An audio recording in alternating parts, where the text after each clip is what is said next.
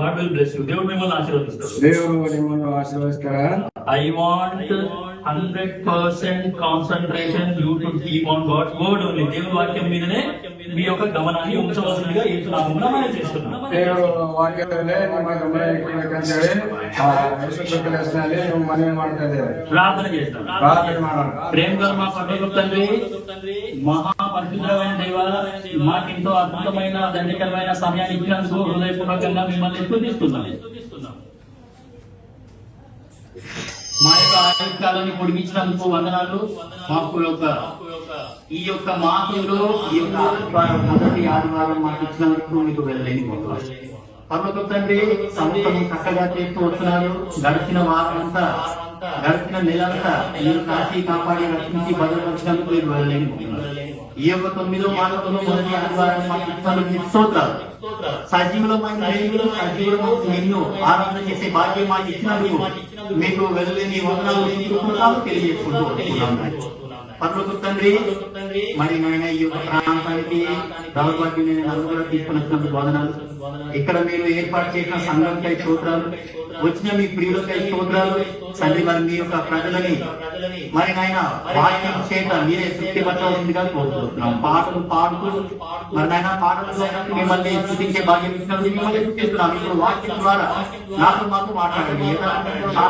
సత్యంతో మిమ్మల్ని ఆరాధన చేసేది నాకు మాకు మీరు నేర్పిస్తూ రావాల్సిందిగా కోరుకుంటున్నాం. అనుభవం చేసేలాగా నాకు మాకు సహాయం చేయండి. సర్వమని దౌర్భాగ్యం సిలువ చాటును మధుపరచండి. సిలువ నాకు మాకు మీరు చేయవలసిందిగా కోరుతున్నాం. నిర్గమకాండం 10 నెరవేర్చండి. మార్చి వార్త 7:37 నెరవేర్చండి. నా మంచితనం ఆనందాన్ని ఎందుకు కనుపరిచేదను అని వాగ్దానం మీ మంచితనాన్ని చూడాలని, మీ మంచితనాన్ని చూసి దాన్ని బట్టి మేము ఆలోచన చేసేలాగా మాకు సహాయం కోరుకుంటున్నాం. అందుకని చీకటి శక్తులన్నింటినీ మరి నాయన చుట్టుపక్కల వచ్చే శబ్దాలన్నింటినీ ఈ యొక్క కరెంట్ మైక్ని మీ ఆధీనంలో అన్నింటినీ విశ్వాసంతో చేస్తున్నాము కూడా గర్దిస్తున్నాం, బంధిస్తున్నాం. సైతానుడు, వారి అనుచరులు, వారి యుక్తి, వారి కుయుక్తి ఇక్కడ ఏమాత్రం కూడా పనిచేయకుండా మమ్మల్ని ఈ యొక్క స్థలాన్ని నిత్య నిబంధన రక్తపోషణ కిందకి తెచ్చుకుంటూ యేసుక్రీస్తు గురించి ప్రకటించి అభివృద్ధించున్నాము తండ్రి.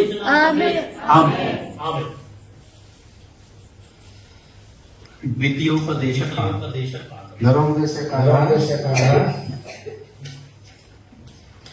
33వ అధ్యాయము ఆఖరి వచనాన్ని మనం అందరం కలిసి గట్టిగా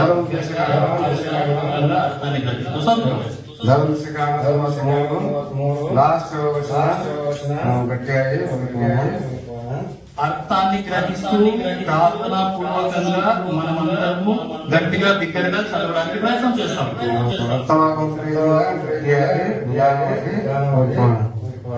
ద్వితీయోపదేశ కాండము 33:29. ఇశ్రాయేలు నీ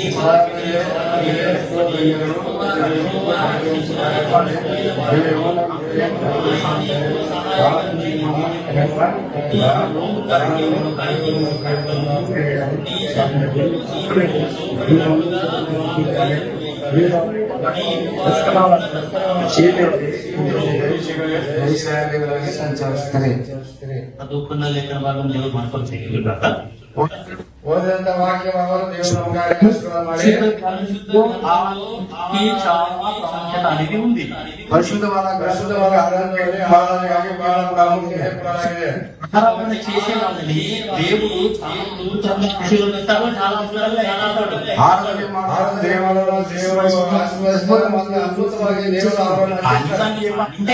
చేసే వాళ్ళంటేనే గతమవడానికి నేను చిన్న ఉదాహరణ చెప్తాను. ఈ యొక్క ఉదాహరణ మీకు అర్థమైతే మీకు ఆరాధన అంటే ఏందో ఒక చిన్న పాయింట్, ఒక చిన్న పాయింటే అర్థమవుతుంది. ఉదాహరణని బట్టి ఇంతే అని మీరు అనుకోవాలి.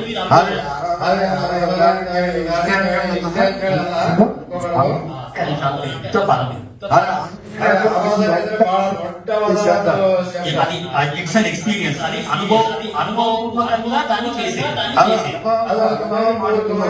ప్రతిరోజు మనం ఏదైతే అనుభవిస్తున్నామో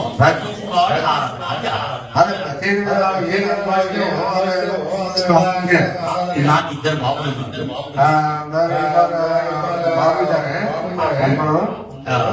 నా పెద్ద బాబుకి అది చిన్నకున్నప్పటి నుండి నేను ఒక చిన్న ప్రాబ్లం ఏంటి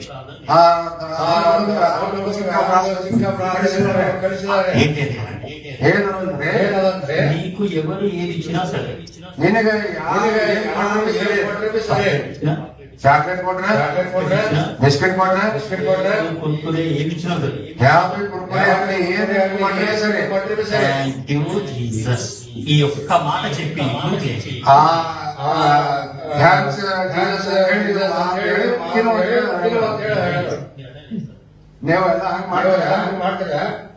ಮಾಡಂಗಿಲ್ಲ. నేను నా పెద్ద బాబుకి నేర్పించిన ప్రార్థన ఇది. నీకు ఎవరు ఏది ఇచ్చినా సరే థ్యాంక్ యూ జీసస్ ఒక్క మాట అని నువ్వు తినేసి దానికి బదులుగా నా బాబు నాకు అడిగిన ప్రశ్న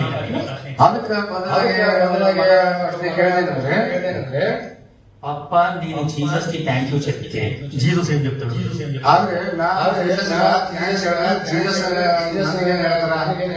ನಾವು ಜೀಸಸ್ ಗೆ ಥ್ಯಾಂಕ್ ಯು ಕೊಟ್ಟಂದ್ರೆ ಜೀಸಸ್ ಅವರು ನಮ್ಗೆ ಏನ್ ಹೇಳ್ತಾರೆ?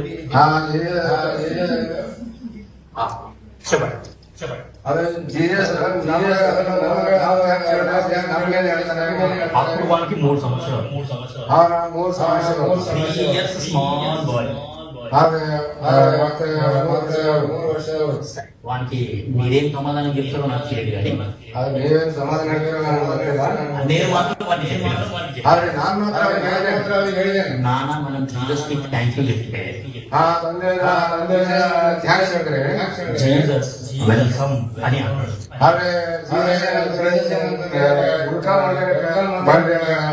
ఏదైనా ఒక వ్యక్తి మనకు హెల్ప్ చేసినాడు అనుకోండి, హెల్ప్ చేసినందుకు థ్యాంక్ యూ రా బాబు అని మనం ఆయనకు థ్యాంక్ యూ చెప్తే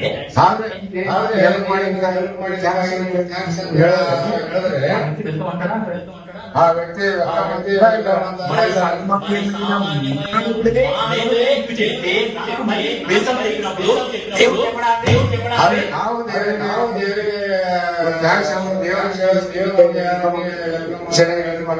ఒక్కసారి ఆది కాండం 3వ అధ్యాయము ఆఖరి వచనం చదవలేదు.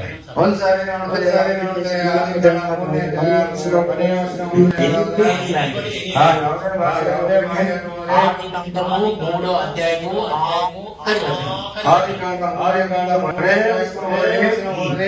ಜೀವ ಪಕ್ಷಕ್ಕೆ ಹೋಗುವ ದಾರಿಯನ್ನು ಕಾಯುವುದಕ್ಕೆ ಆತನು ಏದೇನು ಬಣ್ಣದ ಪೂರ್ವ ದಿಕ್ಕಿನಲ್ಲಿ ಕೆರೋಬಿಯರನ್ನು ದಗದಗನೆ ಪ್ರಜ್ವಲಿಸುತ್ತಾ ಸುತ್ತುವ ಕತ್ತೆಯನ್ನು ಇರಿಸಿದನು.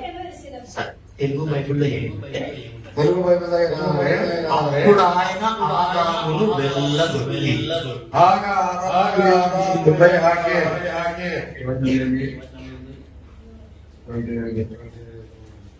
ಅದಲ್ಲದೆ ಜೀವನದಲ್ಲಿ ಹೋಗುವ ಕಾರ್ಯವನ್ನು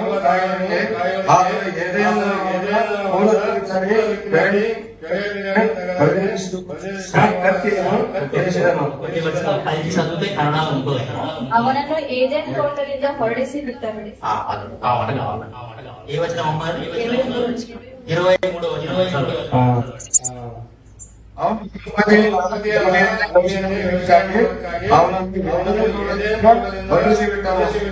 అప్పుడు ఆయన ఆదామును వెళ్ళగొట్టి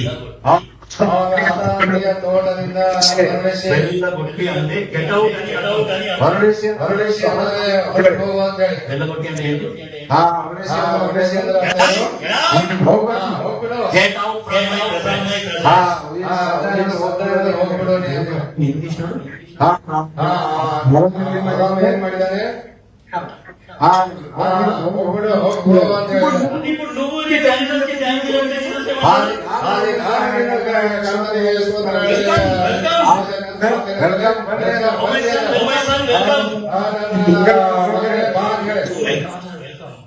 ನನ್ನ ಮಗಳೇ ಬಾ ಅಂತ ಹೇಳಿ అప్పుడు నేను ఆదాముని వెళ్ళగొట్టినాను.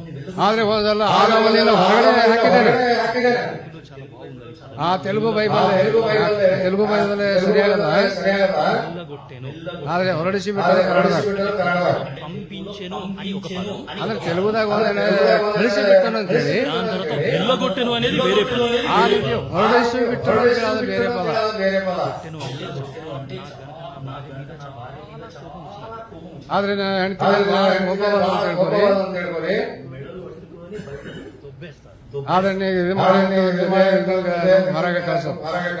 ఆదాముకు బయటికి దొబ్బేసినాడు. ఏదేం చూడండి, ಆದ್ರೆ ದೇವರು ಪುಸ್ತಕ ಹೇಳೋದೇನಂತ ಹೇಳಿದ್ರೆ ಹೊರಗಡೆ ಹಾಕಿನ ಹೊರಡಿಸಿದನು. నువ్వు నేను ఆరాధన చేయట ద్వారా ಆದ್ರೆ ನೀನು ನಾನು ಆರಾಧನೆ ಮಾಡೋದು ಮೂಲಕ కలిగే ఆశీర్వాదం ఏంటి అంటే, ನಮಗೂ ಉಂಟಾಗುವಂತ ಆಶೀರ್ವಾದ ಏನಂದ್ರೆ ಆ ದೇವರು ಬನ್ರಿ ನೀವು ಅಂತ ಹೇಳ್ತಾರೆ. బయటికి త్రోసివేయను. ಆದ್ರೆ ಬೈಬಲ್ದಾಗ ಬರೆಯಲ್ಪಟ್ಟದ ನನ್ನ ಬಳಿಗೆ ಇರುವುದಿಲ್ಲ ಎಂಬುದಾಗಿ. ఒకే ఒక వ్యక్తిని దేవుడు వెళ్ళగొట్టినాడు. ಆದ್ರೆ ಬೈಬಲ್ದಾಗ ಒಬ್ಬ ವ್ಯಕ್ತಿಗೆ ಹೊರಗಡೆ ಹಾಕಿದ್ದಾನೆ. తర్వాత ఏ వ్యక్తిని కూడా దేవుడు వెళ్ళగొట్టలేరు, ఎల్లగొట్టి కూడా వెళ్ళగొట్టలేరు. ಆ ನಂತರ ಒಬ್ಬರಿಗೆ ದೇವರು ಹೊರಗಡೆ ಹಾಕಿಲ್ಲ. ఆ తర్వాత మనం వాక్యం చదివితే యెహోవా వలన ఆశీర్వదింపబడినవాడా లోనికి రా అని ఉంది. ಆ ನಂತರ ಏನಂದ್ರೆ ಯೆಹೋವನ ಆಶೀರ್ವಾದ ಹೊಂದಿದವರಿಗೆ ಒಳಗೆ ಬಾಯ Come unto me, all ye that labor, ప్రయాసపడి భారం మోసుకొంటున్న సమస్త జనులారా, నా యొద్దకు రండి అంటున్నాడు. ಅದೇ ಕಷ್ಟಪಡುವರೆ ಹೊರವತ್ತವರಿಗೆ ನೀವೆಲ್ಲರೂ ನನ್ನ ಬಳಿಗೆ ಬನ್ರಿ ಎಂಬುದಾಗಿ ನಾನು ವಿಶ್ರಾಂತಿ ಕೊಟ್ಟಿದ್ದೆ ಬನ್ರಿ ಅಂತ ಹೇಳಿದ್ದಾನೆ. దేవుడు అందరినీ నా దగ్గరికి రండి అని అన్నాడు, కానీ ఎవరిని కూడా నా దగ్గరికి రావద్దు అని అనలేదు. ಆದ್ರೆ ಆ ನಂತರ ಎಲ್ಲರಿಗೆ ನನ್ನ ಬಳಿಗೆ ಬನ್ರಿ ಅಂತ ಹೇಳಿ ಕರೆದಿದ್ದಾನೆ. ಆ ಆತ್ಮ ತಿರುಗಿ ಏನಂದ್ರೆ ನೀವು ಹೋಗಿ ಅಂತ ಹೇಳಿಲ್ಲ.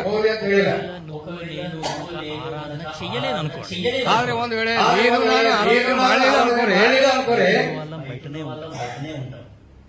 బయట ఉన్న బయటనే ఉంటాం. ಹೊರಗಡೆ ಇದ್ದವರು ಹೊರಗಡೆ ಇರ್ತಾರ. ಆದ್ರೆ ಅವರಿಗೆ ಬನ್ರಿ ಅಂತ ಹೇಳೋದು ಮಗಿಲ್ಲ.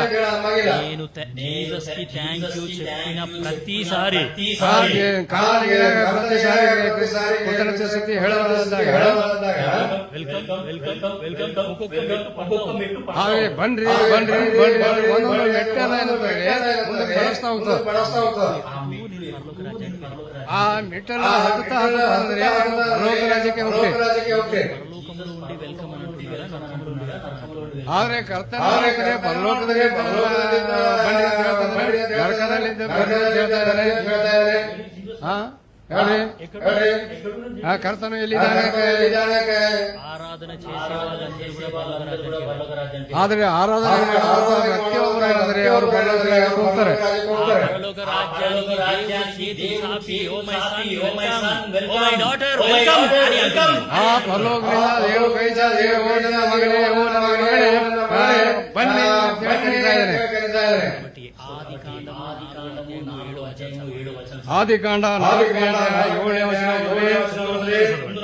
ಬೇಗ నీవు సత్క్రియ చేసిన వెరీ గుడ్. నీవు చేసిన ఎడల, అక్కడ వరకు జాబ్ కన్నడలో చదవండి. ನಿನ್ನ ತಲೆ ಯಾಕೆ ಬುದ್ಧಿದ್ದು ಒಳ್ಳೆ ಕೆಲಸ ಮಾಡಿದರೆ ನಿನ್ನ ತಲೆ ఆరాధన చేసే వాళ్ళని దేవుడు ఎట్లా ఆశీర్వదిస్తాడు అంటే, నువ్వు తల ఎత్తుకొని బ్రతుకుతావు గానీ తల దించుకునే పరిస్థితి నీకు అసలు రానే రాదు. ಆದ್ರೆ ಆರಾಧನೆ ಮಾಡುವಂತವರು ತಲೆ ಎತ್ಕೊಂಡೆ ಜೀವಿಸ್ತಾರೆ ಹೊರತು ಅವರು ತಲೆ ಕೆಳಗೆ ಬಾಗುವುದಿಲ್ಲ. ఎత్తుకొని బ్రతకడం అంటే ఏంటి తెలుసా? ಆದ್ರೆ ತಲೆ ಎತ್ಕೊಂಡು ಬದುಕೋದಂದ್ರೆ ಅರ್ಥ ನಿಮ್ಗೆ ಗೊತ್ತಾ? ತಲೆ ಕೆಳಗೆ ಮಾಡಿ ಬದುಕೋದಂದ್ರೆ ಏನ್ ಅರ್ಥ? స్కూల్కి వెళ్తున్నాను అనుకోండి, ಇವಾಗ ಶಾಲೆಗೆ ಹೋಗ್ಬೇಕು అన్ని సబ్జెక్ట్స్ లో ఫెయిల్ అయిపోతుంది.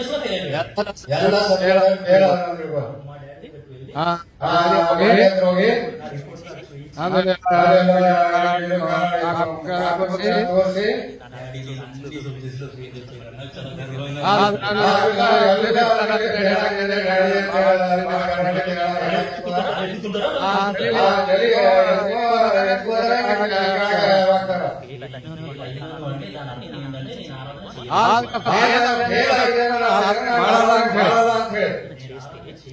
ಆರಾಧನೆ ಮಾಡಿದ್ರೆ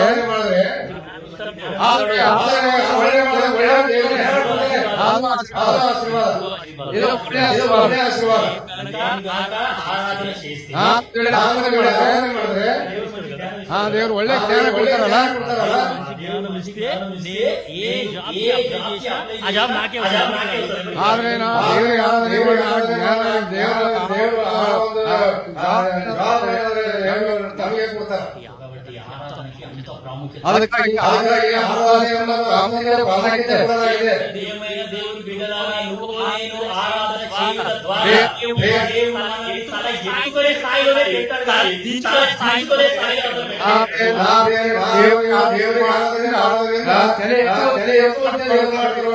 ದೇವರಿಗೆ ಮಾಡಲಿಲ್ಲ. ఆది కాండము 8వ ಆದಿ ಕಾಂಡ 8ನೇ ಅಧ್ಯಾಯ 20వ వచనము 21వ వచనం. 21ನೇ ವಚನ. ఆది కాండము 8వ అధ్యాయము 20-21. ಆದಿ ಕಾಂಡ 8ನೇ ಅಧ್ಯಾಯ 21ನೇ ವಚನ. ಆತನನ್ನು ಯೆಹೋವನಿಗೋಸ್ಕರ ಯಜ್ಞವೇದಿಯನ್ನು ಮಾಡಿ ಅದರ ಮೇಲೆ ಪರಿಶುದ್ಧವಾದ ಎಲ್ಲಾ ಪಶು ಪಕ್ಷಿ ಜಾತಿಗಳಲ್ಲಿ ಸರ್ವಾಂಗ ಹೋಮ ಮಾಡಿದನು. ಅದರ ಸುವಾಸನೆಯು ಯೆಹೋವನಿಗೆ ಆಗಮಿಸಲು ಆತನ ಹೃದಯದೊಳಗೆ ಮನುಷ್ಯರ ಸಂಕಲ್ಪವು ಚಿಕ್ಕದಿಂದಲೇ ಕೆಟ್ಟದ್ದು. ಆದರೂ ನಾನು ಇನ್ನು ಮೇಲೆ ಅವರ ನಿಮಿತ್ತವಾಗಿ ಭೂಮಿಯನ್ನು ಶಪಿಸುವುದಿಲ್ಲ. ನಾನು ಎಲ್ಲಾ ಜೀವಿಗಳನ್ನು ಸಂಚರಿಸುವಂತೆ ಇನ್ನು ಮೇಲೆ ಸಂಚರಿಸುವುದಿಲ್ಲ. సరే ఆది కాండము 8వ అధ్యాయము 20వ వచనం నేను చదువుతున్నాను. ಆದಿ ಕಾಂಡ 8ನೇ ಅಧ್ಯಾಯ 20ನೇ ವಚನ ಓದ್ತಾ ಇರುತ್ತದೆ. నోవహు యెహోవాకు బలిపీఠం కట్టి ಯೆಹೋವನಿಗೋಸ್ಕರ ಯಜ್ಞವೇದಿಯನ್ನು ಕಟ್ಟಿ బలిపీఠం కట్టినాడంటే ఆరాధన చేసినాడని అర్థం. ಯಜ್ಞವೇದಿ ಕಟ್ಟಿದರೆ ಆರಾಧನೆ ಮಾಡೋದಂತ ಅರ್ಥ. కొత్త నిబంధనలో బలిపీఠం కట్టినాడంటే ఆరాధన చేసినాడని అర్థం. ಯಜ್ಞವೇದಿ ಕಟ್ಟಿದರೆ ಆರಾಧನೆ ಮಾಡೋದಂತ ಅರ್ಥ. ఆరాధన చేసి అంటే ఆరాధన చేసిన తర్వాత ఏం జరిగింది? ಅದು ಆರಾಧನೆ ಮಾಡಿದ್ರೆ ಏನ್ జరిగిందా? సరే 21.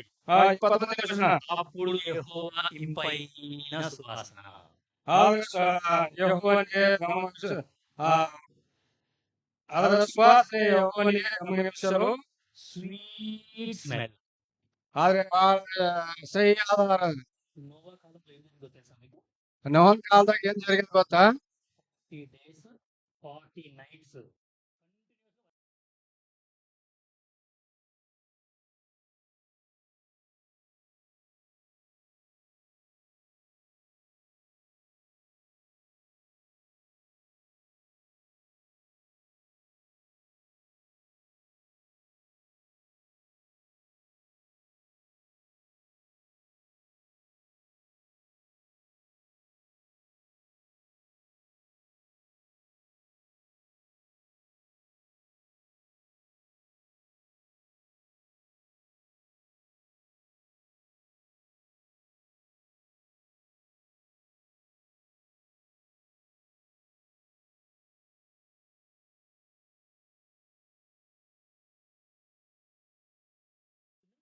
ಆದ್ರೆ 40 ದಿನ 40 ರಾತ್ರಿ ಭೂಮಿ ಮೇಲೆ ಮಳೆ ಇದ್ರೆ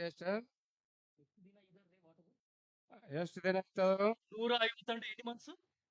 150 ಅಂದ್ರೆ ಎಷ್ಟು ತಿಂಗಳು? 5 months schools and colleges holidays. ಆದ್ರೆ 5 ತಿಂಗಳು ಏನಂದ್ರೆ ಎಲ್ಲ ಸ್ಕೂಲ್ ಎಲ್ಲ ಹಾಲಿಡೆ. 5 months 5 ತಿಂಗಳು 150 days భూమి మీద నీళ్లు అట్లనే ఉన్నాయంటండి. ಆದ್ರೆ 120 ದಿನಗಳ ತನಕ ಭೂಮಿ ಮೇಲೆ ನೀರು ಹಾಗೆ ಇರ್ತದೆ. ఆ వర్షం పడుతున్నప్పుడు ಆ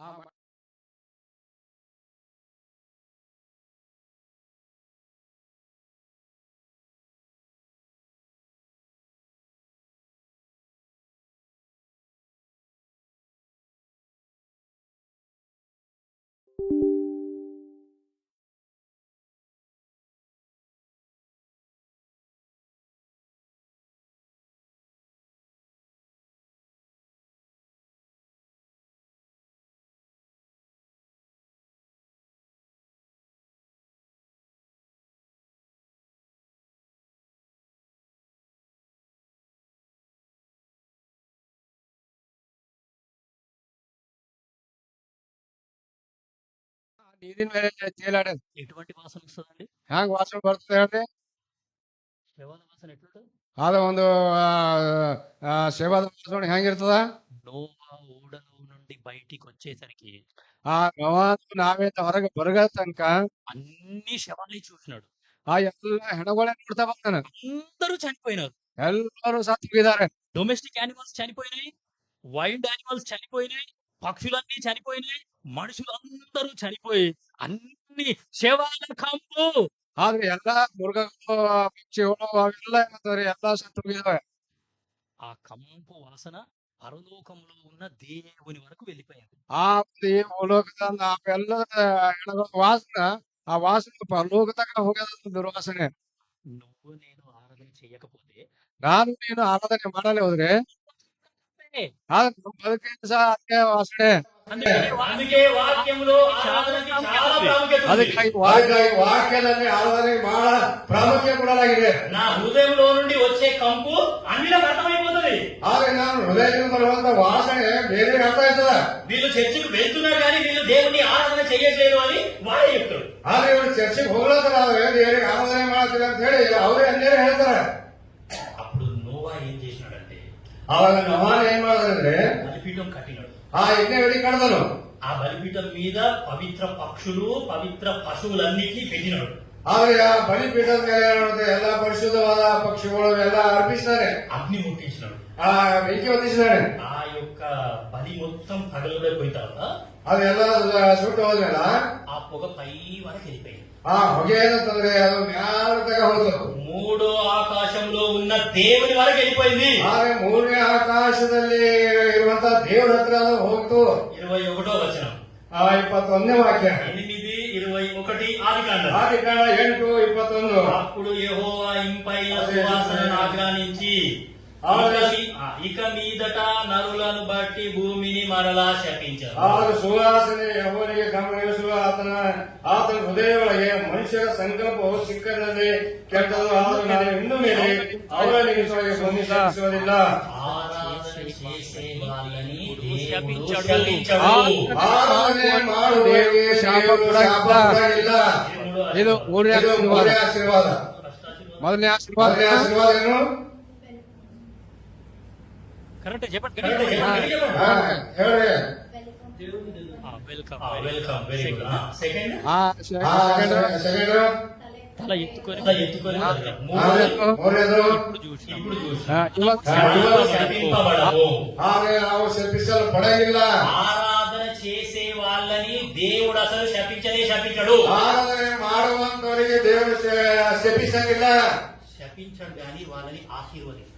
ಶಪಿಸಲು ದೇವರು ಆದ್ರೆ ಅವರಿಗೆ ಆಶೀರ್ವಾದ ಮಾಡ್ತಾರೆ. సో కాబట్టి దాని తర్వాత రాయబడ్డది, ಆ ನಂತರ ಬರೆಯಲ್ಪಟ್ಟದ నేను ఇప్పుడు చేసిన ప్రకారము ఇకను సమస్త జీవులను సంహరింపను.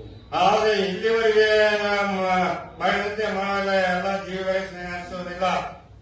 ఆరాధన చేసే వాళ్ళని దేవుడు సంహరింపడు. ಆರಾಧನೆ ಮಾಡುವವರಿಗೆ ದೇವರು ಸಂಹರಿಸುವುದಿಲ್ಲ. వాళ్ళని బ్రతకనిస్తాడు. ಅವರಿಗೆ ಬದುಕುವಂತೆ ಮಾಡ್ತಾರ. ఈ లోకంలో వాళ్ళు బ్రతకాలా?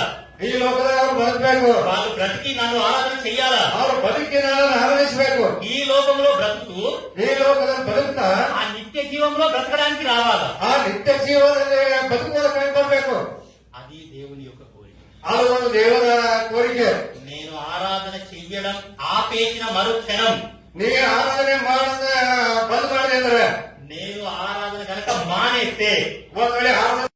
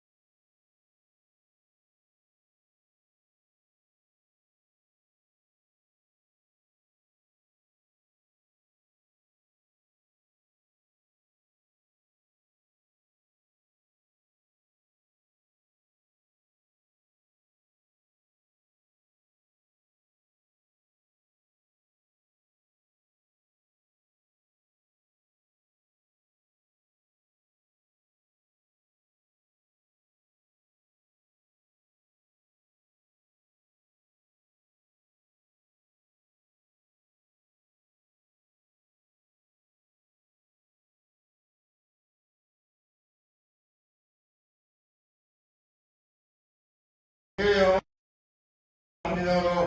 సో కాబట్టి యెహోవా రక్షించిన నిన్ను పోలిన వాడు ఎవడు? ಆದ್ರೆ ದೇವರು ನಿನ್ನನ್ನು ರಕ್ಷಿಸಿದಂತ ಹೋಲಿಕೆ ಯಾರು ಇಲ್ಲ. సో పరిశుద్ధ గ్రంథంలో రక్షణ అనే మాట చాలా ప్రాముఖ్యం. ಪರಿಶುದ್ಧವಾದ ಗ್ರಂಥದಲ್ಲಿ ರಕ್ಷಣೆ ಎಂಬ ಮಾತು ಬಹಳ ಪ್ರಾಮುಖ್ಯವಾದದ್ದು. సో ఈ యొక్క రక్షణ అనే పదం మనకు అర్థం అవ్వడానికి ಈ ಒಂದು ರಕ್ಷಣೆ ಎಂಬ ಪದ ನಮ್ಗೆ ಅರ್ಥ ಆಗೋದಕ್ಕಾಗಿ బైబిల్లో కొన్ని ఎగ్జాంపుల్స్ ఉన్నాయి. ಆ ಬೈಬಲ್ ಕೆಲವು ಉದಾಹರಣೆಗಳಿವೆ. సరే వినండి. ಹೇಳ್ರಿ. మీరంటే మీరు ఎందుకు మాట్లాడుకుంటున్నారు? మీరు మాట్లాడితే నాకు డిస్టర్బ్ అవుతుంది. I am getting disturbed by your words. Please keep quiet for few minutes. Okay, ಮಾತಾಡಬೇಡ. రక్షణ అర్థం అవ్వడానికి బైబిల్లో కొన్ని ఎగ్జాంపుల్స్. ರಕ್ಷಣೆ ಎಂಬ ಪದಕ್ಕೆ ಅರ್ಥ ಆಗೋದಕ್ಕಾಗಿ ಕೆಲವು ಉದಾಹರಣೆಗಳಿವೆ. ఈ ఎగ్జాంపుల్స్ యొక్క అంటే ఈ వస్తువులని మనం ప్రతిరోజు చూస్తాం.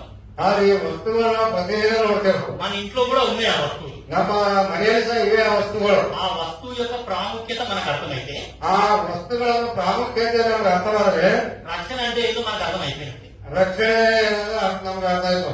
సాల్వేషన్, రక్షణ అంటే సాల్వేషన్. ರಕ್ಷಣೆ ಅಂದ್ರೆ salvation ಅಂತ ಹೇಳಿ. రక్షణ అంటే ఏదో మనకు అర్థమైపోతుంది. ರಕ್ಷಣೆ ಎಂಬುದು ಏನಂದ್ರೆ ನಮ್ಗೆ ಅರ್ಥ ಆಯ್ತು. చూడండి, ఫస్ట్ థింగ్ లేకపోతే మొట్టమొదటి వస్తువు ఏంటి? ಮೊಟ್ಟ ಮೊದಲನೇ ವಸ್ತು ಏನು? యెషయా 59:17, ఐజయ్యా 59:17. ಯೆಶಾಯ 59ನೇ ಅಧ್ಯಾಯ 17ನೇ ವಚನ. 59:17 యెషయా. ಯೆಶಾಯ 59:17. నీతిని కవచముగా ఆయన ధరించుకొనెను, రక్షణను తల మీద శిరస్త్రాణముగా ధరించుకొనెను. ಕನ್ನಡನಲ್ಲಿ ಹೋದ್ರಿ. ಧರ್ಮವನ್ನು ವಜ್ರ ಕವಚವನ್ನಾಗಿ ಮತ್ತು ರಕ್ಷಣೆ ಎಂಬ ಶಿರಸ್ತ್ರಾಣವನ್ನು ಧರಿಸಿಕೊಂಡರು. రక్షణ అంటే హెల్మెట్. ರಕ್ಷಣೆ ಎಂಬುದು ಅಂತಾರೆ ಶಿರಸ್ಥಾನ, హెల్మెట్. ಆ ಎಲಿಮೆಂಟ್.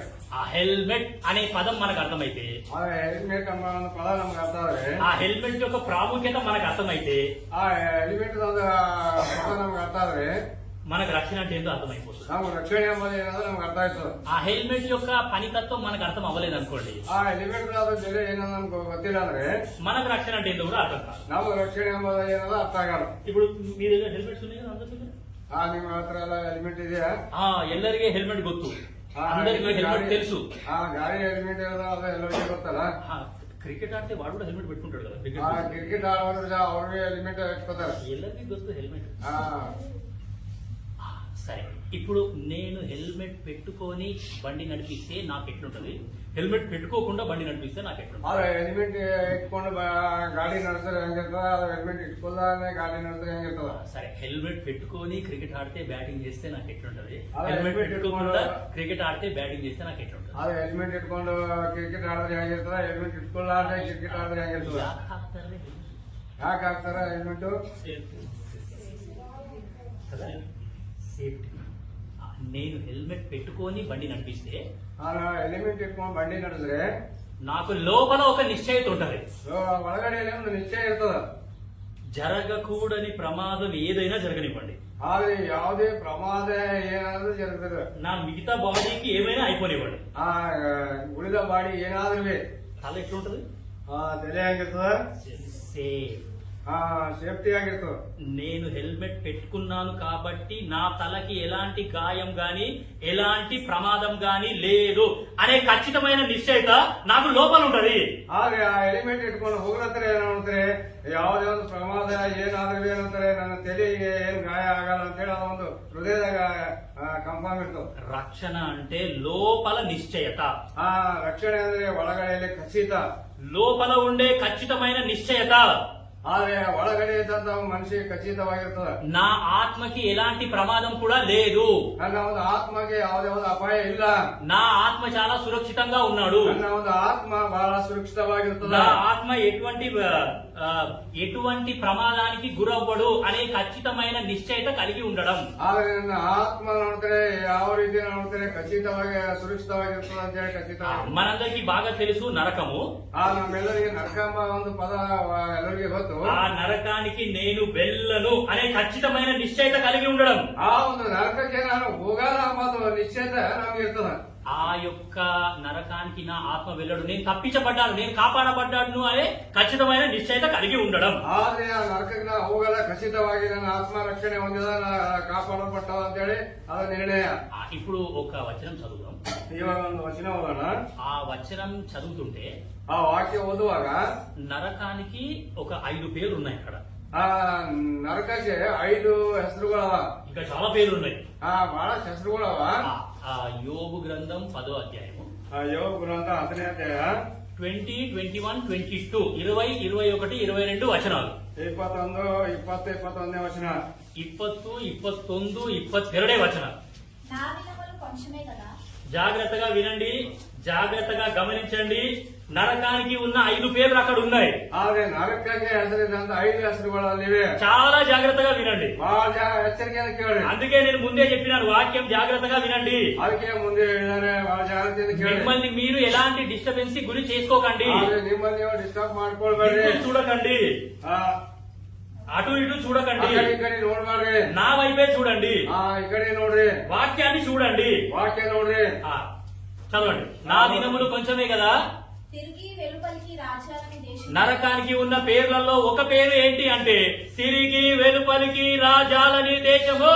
ಆದ್ರೆ ತಿರುಗಿ ಮತ್ತೆ ಆ ದೇಶದ ಬರಲಾರದು, ವಾಪಸ್ ಬರಲಾರದು. అక్కడ ఉంది, చదవండి. 10వ అధ్యాయము 20వ వచనం. 10, 20 ವಚನ ನೋಡ್ರಿ. ನನ್ನ ದಿನಗಳು ಅಲ್ಪವಾಗಿರುತ್ತವಲ್ಲ, ಬಿಡು ನಿನ್ನ ದೃಷ್ಟಿಯನ್ನು ನನ್ನ ಕಡೆಗೆ ತಿರುಗಿಸು. తిరిగి వెలుపలికి రాజాలని దేశము. ಆದ್ರೆ ತಿರುಗಿ ಬರಲಾರದಂತ ಒಂದು ದೇಶ. ఒక్కసారి నువ్వు నేను కనుక ఆ యొక్క దేశానికి వెళ్ళినాము అంటే నిన్ను మళ్ళీ బయటికి తీసుకొచ్చే వాళ్ళు ఎవరు కూడా లేరు. ಆದ್ರೆ ಒಂದ್ ವೇಳೆ ನೀ ಆ ದೇಶಕ್ಕೆ ಹೋದಿ ಅಂದ್ರ ತಿರುಗಿ ನೀನು ವಾಪಸ್ ಕರ್ಕೊಂಡ್ ಬರೋ ಯಾರು ಇರಂಗಿಲ್ಲ. తిరిగి వెలుపలికి రాజాలని దేశం.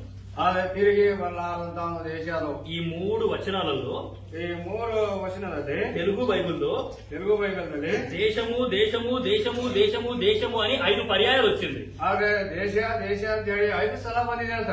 ఒకటి తిరిగి వెలుపలికి రాజాలని దేశము. ಒಂದು ತಿರುಗಿ ಬರಲಾರದಂತ ದೇಶ. 21వ వచనం, 21ನೇ ವಚನ, అంధకారము మరణాంధకారం గల దేశం. ಅಂಧಕಾರದಿಂದಲೂ ಮರಣಾಂಧಕಾರದಿಂದಲೂ ದೇಶ. అంధకారముతో కూడి ఉన్న దేశము, ಅಂಧಕಾರದಿಂದ ಕೂಡಿದಂತ ದೇಶ. మరణాంధకారానికి తీసుకుని వెళ్లే దేశము, ಮರಣ ಅಂಧಕಾರಕ್ಕೆ ಒಯ್ಯುವಂತ ದೇಶ. అది 2వ మరణం అని వాక్యంలో రాయబడ్డది. ಆದ್ರೆ 2ನೇ ಮರಣ ವಾಕ್ಯದಲ್ಲಿ ಬರೆಯಲ್ಪಟ್ಟದ. అంధకారము మరణాంధకారం గల దేశం. ಅಂಧಕಾರವು ಮರಣಾಂಧಕಾರವಾದ ದೇಶ. ఒకటి తిరిగి వెలుపలికి రాజాలని దేశము, ಒಂದು ತಿರುಗಿ ಬರಲಾರಂತ ದೇಶ. అంధకారము మరణాంధకారం గల దేశం. ಆದ್ರೆ ಅಂಧಕಾರದಿಂದಲೂ ಮರಣಾಂಧಕಾರದ ದೇಶ.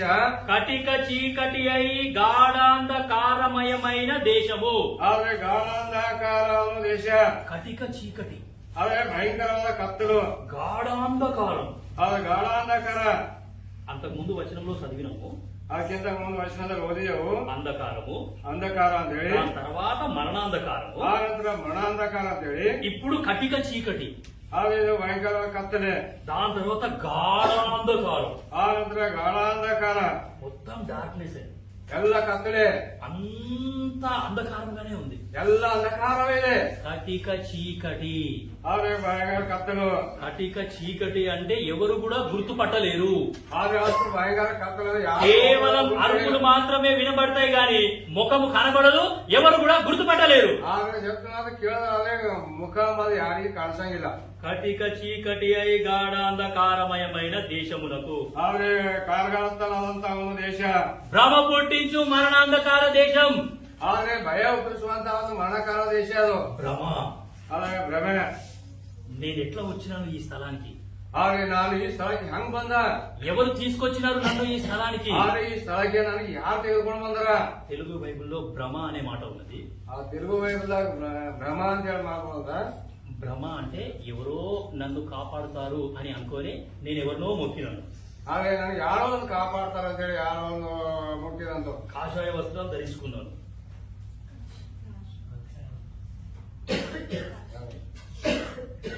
సరే, నామాలు పెట్టుకున్నాను, బొట్లు పెట్టుకున్నాను, ಆದ್ರೆ ಬೊಟ್ಟು ಇಟ್ಕೊಂಡ గుళ్ళో గుడికి వెళ్ళినానండి. ಗುಡಿಗೆ ಹೋಗಿದ್ದೇನೆ. ఆయననే దేవుడని ఆయనకే మొక్కినాను. ಆತನೇ ದೇವರ ಅಂತ ಹೇಳಿ ಆತನ ನಮಸ್ಕಾರ ಮಾಡಿದ್ದೇನೆ. మోకాళ్ళ మీద గుడి మెట్లు ఎక్కినాం. ಆದ್ರೆ ಮೊಳಕಾಲ ಮೇಲೆ ಹೋಗಿದ್ದೇನೆ.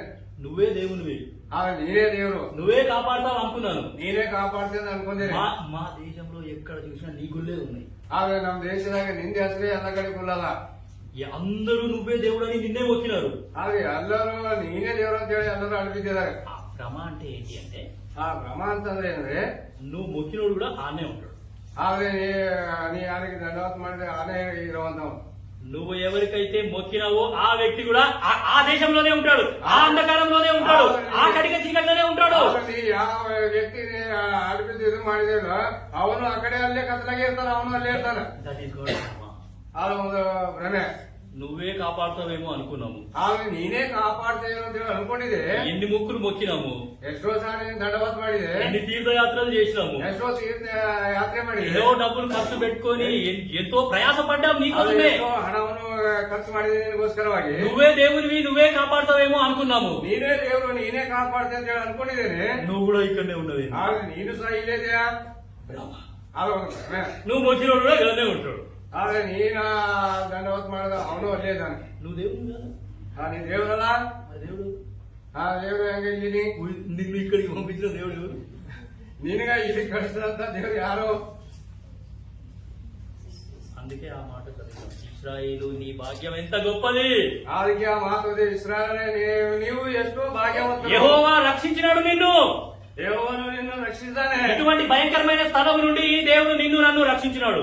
ಆದ್ರೆ ಇಂಥ ಒಂದು ಭಯಂಕರವಾದ ಸ್ಥಳದಿಂದ ದೇವರು ನಿನ್ನನ್ನು ನನ್ನನ್ನು ರಕ್ಷಿಸಿದ್ದಾನೆ. భ్రమ పుట్టించే దేశము, ಆದ್ರೆ ಭಯ ಹುಟ್ಟಿಸುವಂತ ದೇಶದ ಭಯ.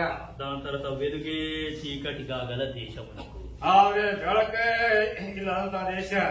కన్నడ బైబిల్లో ఎట్లుందో నాకైతే తెలియదు కానీ, ಆದ್ರೆ ಕನ್ನಡ ಬೈಬಲ್ ಯಾವ ರೀತಿ ಇದೆ ಗೊತ್ತಿಲ್ಲ. తెలుగు బైబిల్లో మాత్రం దేశము దేశము దేశము దేశము అని 5 పర్యాయములు వచ్చింది. ಆದ್ರೆ ತೆಲುಗು ಬೈಬಲ್ ಮಾತ್ರ ದೇಶ ದೇಶ ಅಂತ ಹೇಳಿ 5 ಸಲ ಬರೆಯಲ್ಪಟ್ಟಿದೆ. నరకానికి ఉన్న పేర్లలో 5 పేర్లు ఇప్పుడు మనం చూసినాం. ಆ ನರಕಕ್ಕೆ ಇದ್ದಂತ 5 ಹೆಸರುಗಳು ಈಗ ನಾವು ನೋಡಿದೆವು. వెలుగే చీకటిగా గల దేశం. ಆದ್ರೆ ಕತ್ತಲೆ ಕೂಡಿದಂತ ದೇಶ, ಬೆಳಕಿಲ್ಲದ. సో కాబట్టి ఈ లోకంలో ఉన్నప్పుడు, ಆದ್ರೆ ಈ ಲೋಕದಲ್ಲಿರುವಾಗ రాత్రి పూట కరెంటు పోయింది అనుకోండి, ರಾತ್ರಿ ಕರೆಂಟ್ ಹೋಗಿ ಅಂತ ತಿಳ್ಕೊರಿ, చిన్న క్యాండిల్ వెలిగిస్తాం. ಆದ್ರೆ ಚಿಕ್ಕ ಒಂದು ಕ್ಯಾಂಡಿಲ್ ಹಚ್ಚೋದು. ఆ క్యాండిల్ వెలిగిస్తే ఏమవుతుంది? ಆ ದೀಪ ಅಂದ್ರೆ ಏನಾಗ್ತದ? ಕ್ಯಾಂಡಿಲ್ ఇంట్లో ఉన్న వాళ్ళందరికీ వెలుగు అనేది వస్తుంది. ಆ ಬೆಳಕ ಎಲ್ಲರಿಗೆ ಮನೆಗೆ ಕೊಡ್ತದ. కానీ నరకం అంటే నిజంగా ఎంత భయంకరమైన ప్లేస్ అంటే, ಆದ್ರೆ ನರಕ ಅಂದ್ರೆ ಎಷ್ಟು ಭಯಾನಕವಾದ ಸ್ಥಳ ಅಂದ್ರೆ, అక్కడ అగ్ని ఆల్వేస్ మండుతూనే ఉంటది. ಆದ್ರೆ ಅಲ್ಲಿ ಬೆಂಕಿ ಯಾವಾಗಲೂ ಉರಿತಾನೆ ಇರ್ತದ. అయినా చీకటే, ಆದ್ರೂ ಸಹ ಕತ್ತಲೆ, అయినా అంధకారమే, ಆದ್ರೆ ಅಂಧಕಾರ, కటిక చీకటి, ಆದ್ರೆ ಗಾಢ ಅಂಧಕಾರ, గాఢంధకారము, ಆ ಗಾಢ ಅಂಧಕಾರ, అసలు వెలుగే లేదు. ಅಸಲು ಅಲ್ಲಿ ಬೆಳಕೆ ಇಲ್ಲ. ఇది ఎటువంటి దేశం అండి? ಇದು ಎಂತ ದೇಶ ರೀ? అగ్ని నిత్యము మండుతూనే ఉంది, అయినా సరే వెలుగు లేదు. ಆದ್ರೆ ಬೆಂಕಿ ಅಂತೂ ಉರಿತಾನೆ, ಆದ್ರೆ ಬೆಳಕಿಲ್ಲ. భ్రమ. ಅದೊಂದು ಭ್ರಮೆ. అయ్యో అయ్యో, ఇటువంటి దేశానికి నేను ఎట్లా వచ్చినాను ఈ దేశానికి? ಆದ್ರೆ ಅಯ್ಯೋ, ಈ ಅಂತ ದೇಶಕ್ಕೆ ನಾ ಬಂದ. ఈ దేశం నుండి కాపాడే దేవుడు ఎవరు? ಆದ್ರೆ ಈ ದೇಶದಿಂದ ಕಾಪಾಡುವಂತ ದೇವ್ರು ಯಾರು? యేసుప్రభా. ಯಾ- యేసుప్రభా. ಆ ಪ್ರಳಯಸು ಬಿಡ್ತಾರು.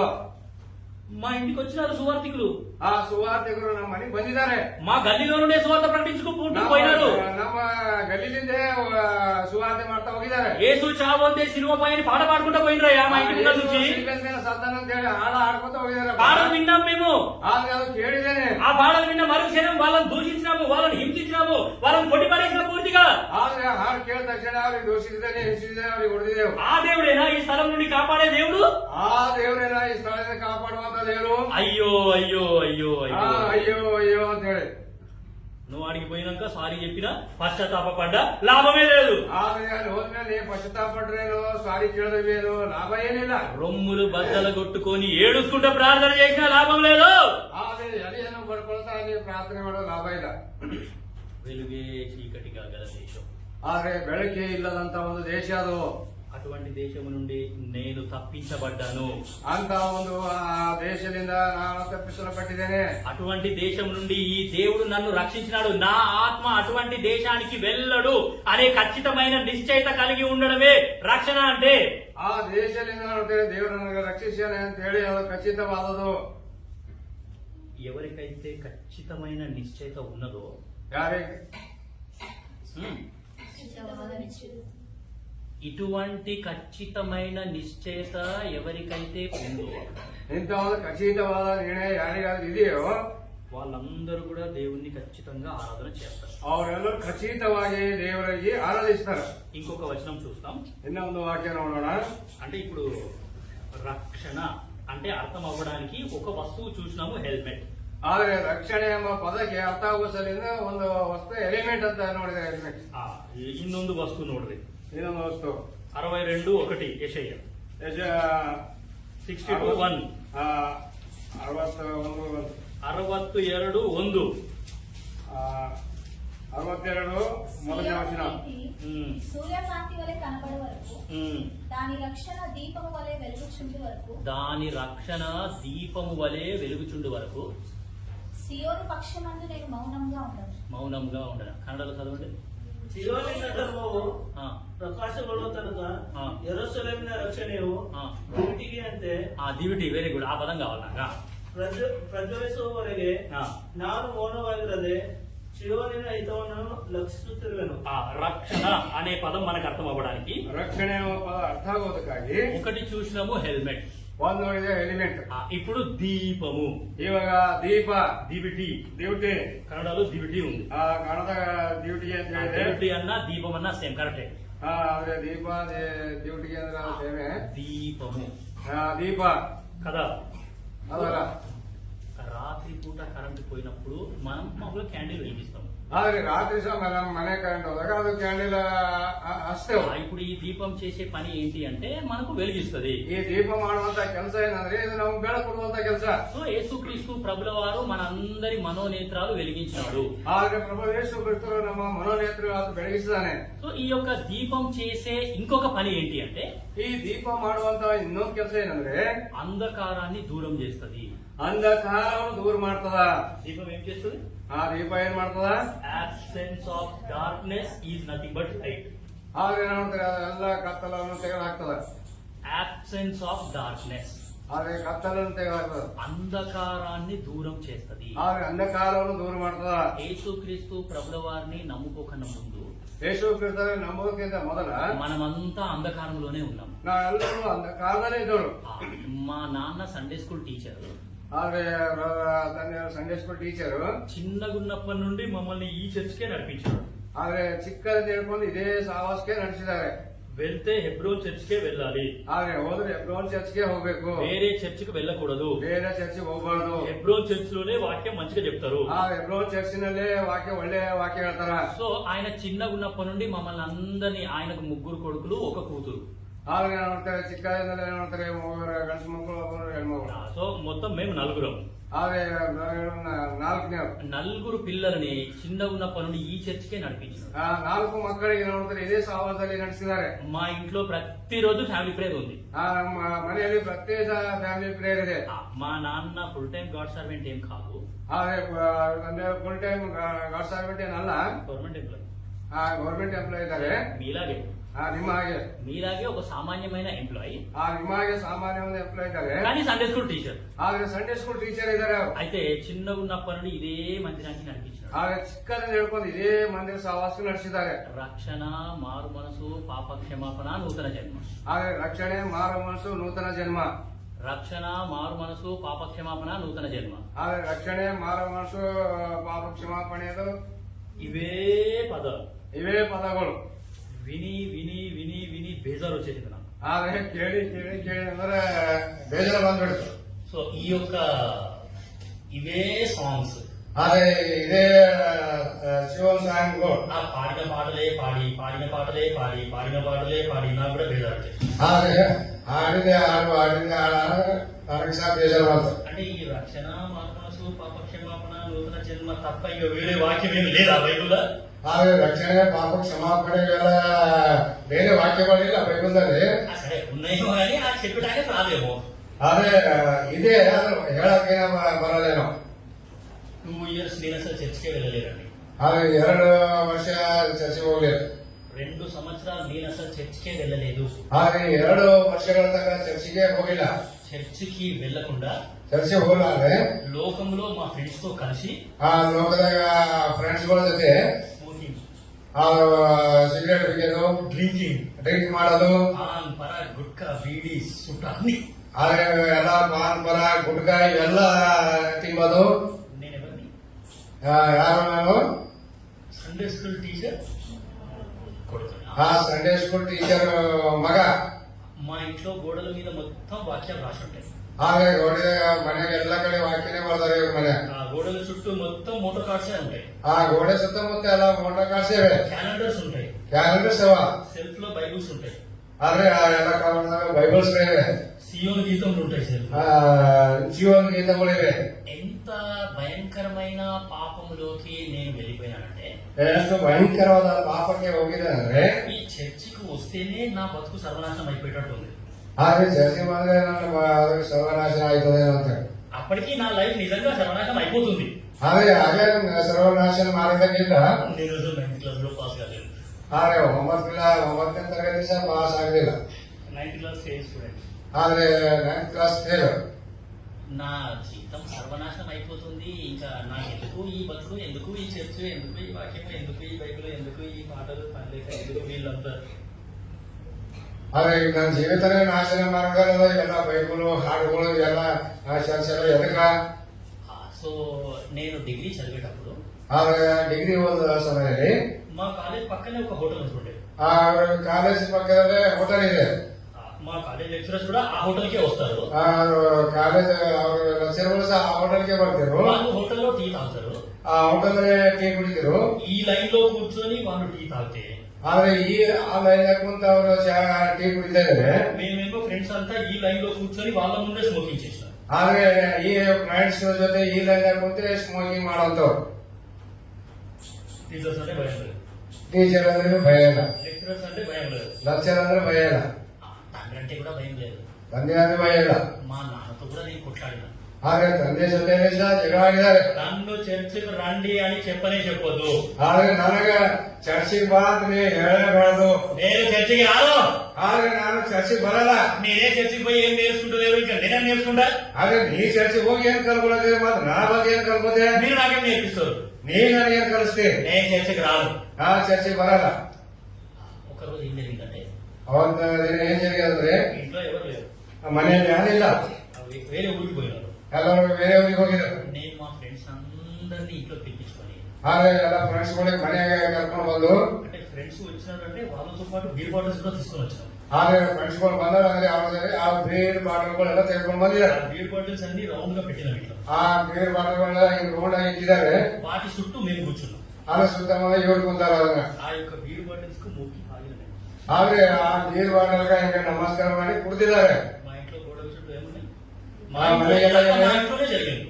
ಆದ್ರೆ ಮನೆಗೆಲ್ಲ ಏನಿದೆ ಸುತ್ತಮುತ್ತ ఇంట్లో మొత్తం వాక్యాలు ಆ ಮನೆಯಲ್ಲೆಲ್ಲ ಒಳಗಡೆ ಗೋಡೆಯಲ್ಲ ವಾಕ್ಯವಿದೆ. సెల్ఫులలో బైబుల్ ఉన్నాయి, ಆದ್ರೆ ಕಬಳದ ಬೈಬಲ್ ಇದೆ, సియోను గీతములు ఉన్నాయి. ಶಿವನ ಗೀತೆ ಇದೆ. కొంచెం కూడా భయం లేకుండా ప్రవర్తించారు. ಆದ್ರೆ ಎಷ್ಟು ಭಯ ಇಲ್ಲದೇ ಪ್ರವರ್ತಿಸಿದ್ದೇನೆ.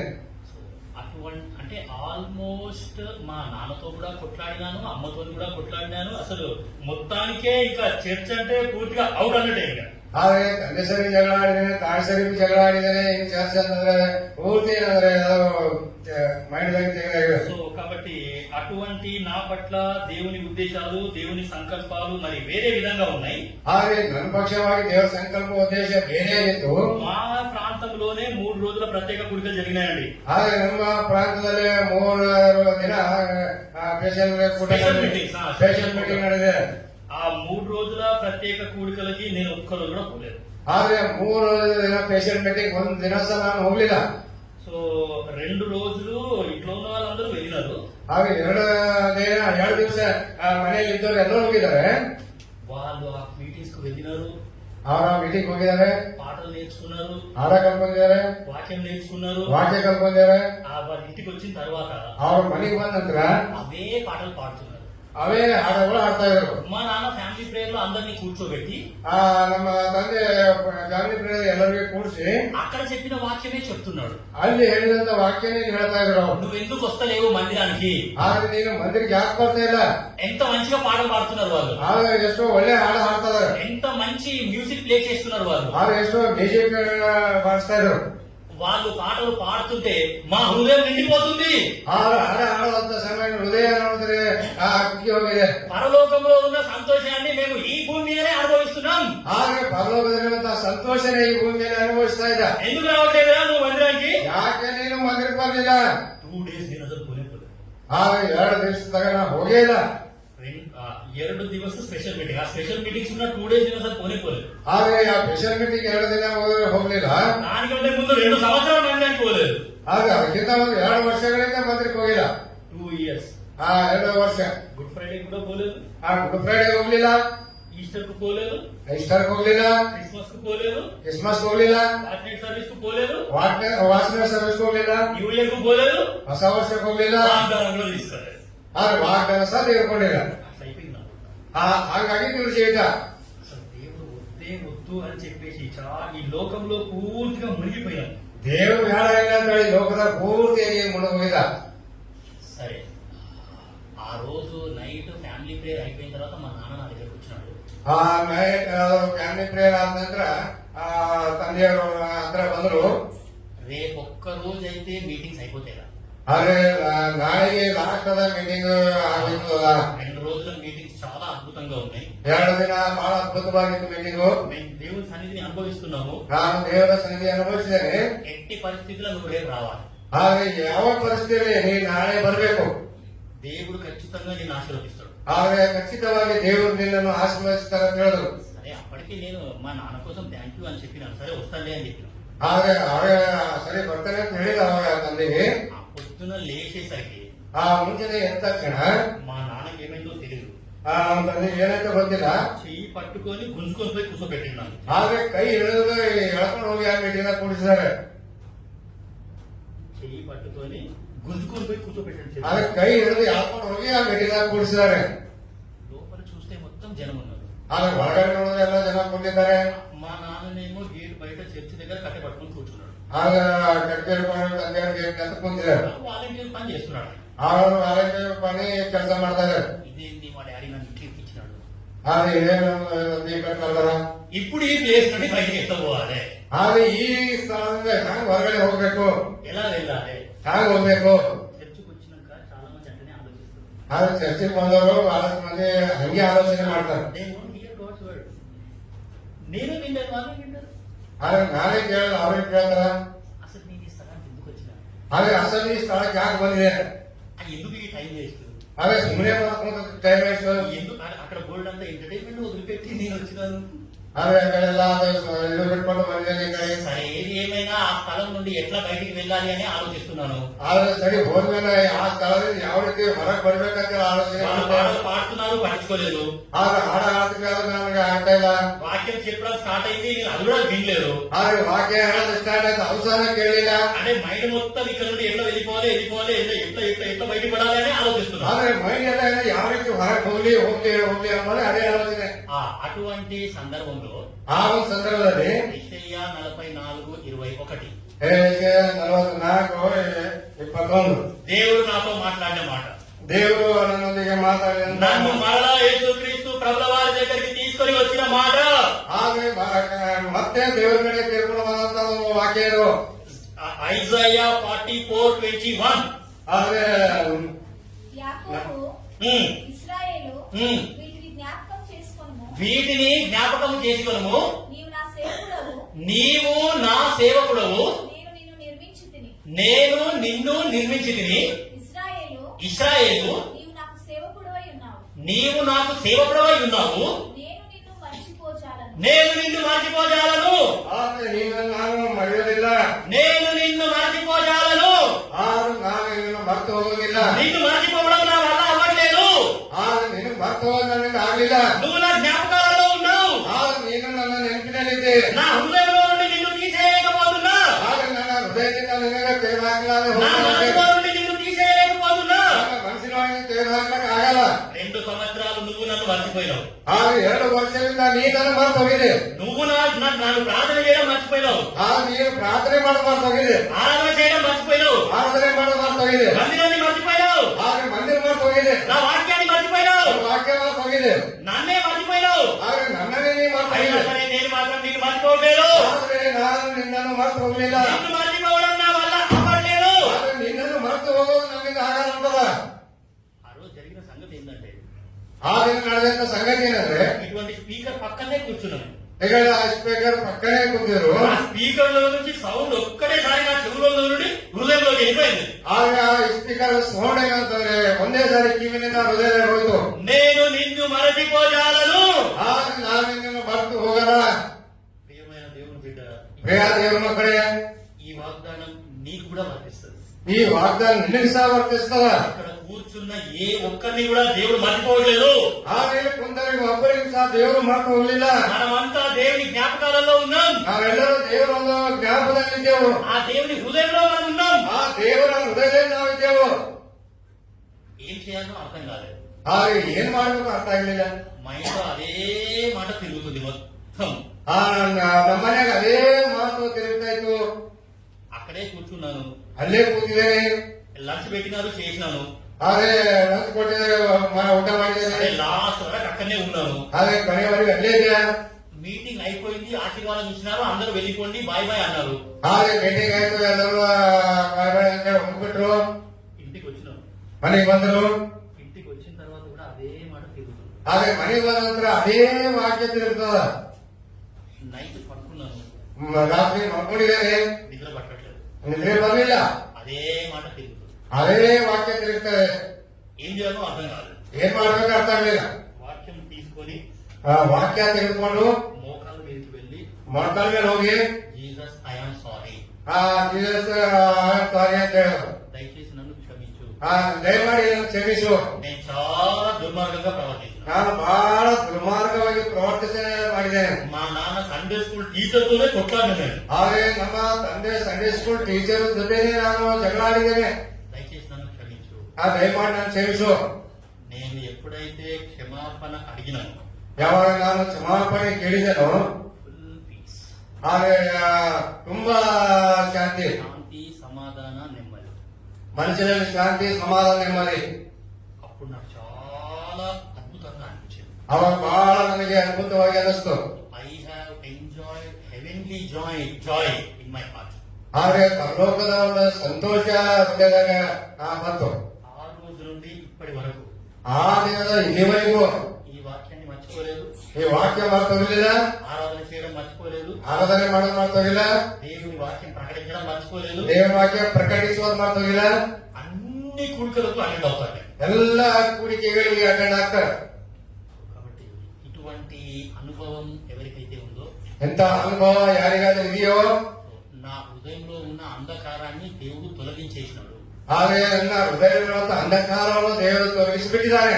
నా అనుభవం నాది, ನನ್ನ ಅನುಭವ ನಂದು, మీ అనుభవం మీది. ನಿಮ್ಮ ಅನುಭವ ನಿಮ್ದು. ఈ అనుభవం చేత మనం ఏం చేస్తామంటే ఆరాధన చేస్తాం. ಈ ಒಂದು ಅನುಭವದಿಂದ ನಾವು ಆರಾಧನೆ ಮಾಡ್ತೇವೆ. దేవుడి వాక్యాన్ని దీవించుదాం. ದೇವರ ವಾಕ್ಯವನ್ನು ಆಶೀರ್ವಾದ ಮಾಡಿ లేచి నిలబడి ఒక పాట పాడతాం. ಒಂದು ಎತ್ತಿಕೊಂಡು ಆಡೋಣ. సండే స్కూల్ పిల్లలు సండే స్కూల్కి వెళ్తారు. ಸಂಡೇ ಸ್ಕೂಲ್ ಮಕ್ಕಳು ಸಂಡೇ ಸ್ಕೂಲ್ ಹೋಗ್ತಾರೆ.